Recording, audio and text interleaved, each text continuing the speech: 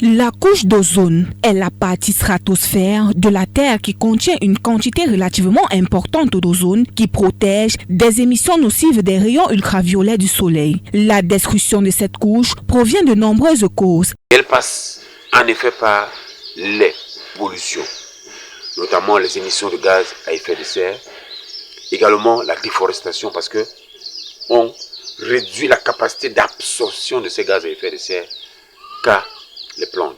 Au Cameroun, d'après le ministère de l'Environnement, de la Protection de la Nature et du Développement durable, les statistiques sur la destruction de la couche d'ozone inquiètent. Plus de 56% de nos émissions de gaz à effet de serre sont constituées du méthane. Et le méthane, c'est le gaz des déchets.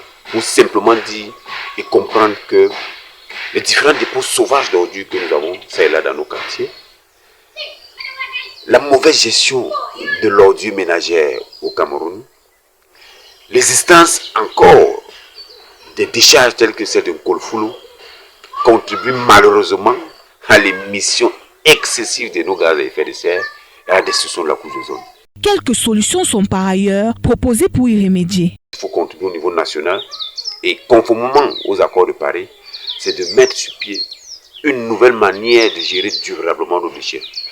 Éviter le modèle dans lequel nous sommes, le dépôt sauvage ou alors l'enlèvement pour ces décharges, entrer véritablement dans un processus de valorisation des différents déchets. Il est nécessaire de transformer les connaissances scientifiques en actions concrètes pour lutter contre la destruction de la couche d'ozone au Cameroun.